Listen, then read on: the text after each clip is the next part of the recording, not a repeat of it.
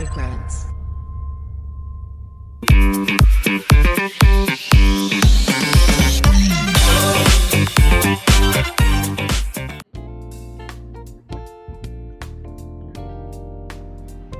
Hey everyone, today we're here at Maison D'Orient. They usually carry a lot of Arabic perfumeries and Arab brands. So let's come in.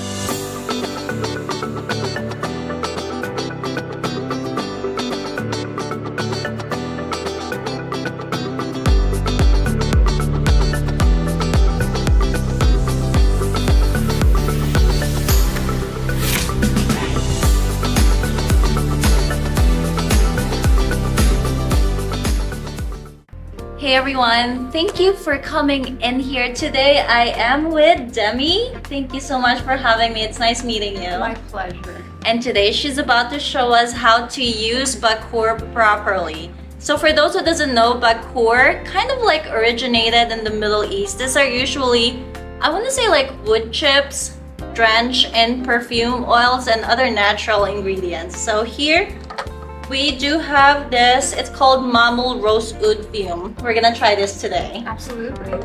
Bakhoor is the first step to fragrancing your clothes in the West Asian world. With the steam and the aroma, it really interlocks in your clothes and gets the full scope of the scent and the projection that you're looking for. So this is a great way to start in terms of fragrance layering. Traditionally, what you do is you take your charcoal or your briquette, you place it in an iron holder or a metal holder because it's flame retardant. This is very pretty. It is very beautiful. You take your lighter, you start that coal going, start the briquette to where it starts to singe a bit. It smells good already. Yeah, it does. Just the charcoal. Yeah, it does. You take your Bakhoor with your tongs, not with your hand, because you could burn yourself, and you just layer it appropriately over the coal as it's going. Oh, this is beautiful. So I did not know about it layering with clothes because I use this a lot at home so that my house would smell good. Yes. It smokes very attractively through the sensor, just because it billows out, looks more beautiful. You can use it on an electric burner as well, a hot plate burner, but this is a more traditional method because you get the full scope of Bakhoor with the charcoal and the fragrance. Oh, I want to ask you, when do you think this is appropriate to be used? I think Bakhoor is, appropriate to use at any time of day. A lot of people do like to use it in the morning for prayer and ritual, but any time of day where you just want to get more of an exotic ambiance, I would say Bakhoor is useful at that moment in the day. Midday, I like to burn it after a meal. Like I said, traditionally with fragrance layering, I like to start this in the shower so it interacts with the steam. Ooh. And I can get that full scope. It fragrances the towel, it fragrances the clothes I'm going to wear. And before you get to the next step of fragrance layering with an attar or a musk or an oil, this is really what's going to take you to that different place in terms of fragrance layering and get you that full projection and that sillage. It's very full-bodied. I love it. This is called Rose Oud Fume. I want to say it does feels like that. I don't know. It's like that feeling where you go to a mosque kind of ish. Yes. Maybe because I always associate this kind of thing inside a mosque. But also it's sensual. It's sexy. It's also has so much depthness on it. It does. It has a lot of depth and complexity. I think roses complexity, yes. Yes, I think roses are very spiritual. They are traditionally used in the church or other holy places. You can't go wrong with it, It's beautiful. It's traditional, beautiful. It's classic. But the thing about this one is that it's not just roses in there. You get Bakhoor as a scent interacting with the rose. So you have incense tones.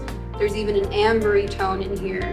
Just really well-rounded and seductive, but still gives that really true to form spiritual vibe that Bakhoor only can give you.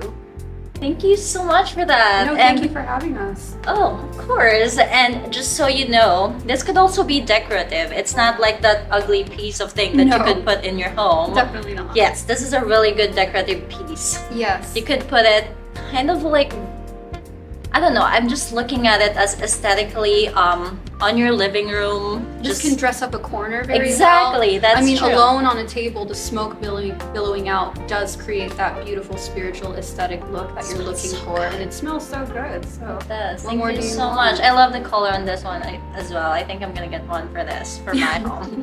Thank you so much for that very, very nice No, my information. pleasure, Oh, my pleasure. Thank you for showing us how to make Bakhoor properly. Absolutely. All right, thank you guys. Thank you. And that's a wrap. Thank you so much, everyone, for listening to my Arabic fragrance journey. I've always gravitated towards the perfumes, Arabic perfumes, since I grew up in the Middle East, and it is very, very close to my heart. And I'm so glad I'm able to find Maison D'Orient. If you are ever in the area, they are in Las Vegas. They have this like beautifully well curated, you could get your nose into a lot of Arabic fragrances. So feel free to come, they're very nice. As you saw earlier, Demi would be able to help you and assist you. For those of you who are interested to see their whole inventory, they do have a website. It's www.sa-usa.com. I'm also gonna put it in the link description down below. So thank you so much for coming in here. Until next time, don't forget to subscribe and hit that like button. And if ever you have any Arabic perfume experiences, feel free to comment down below. Thank you so much, and don't forget, stay fragrant. Bye!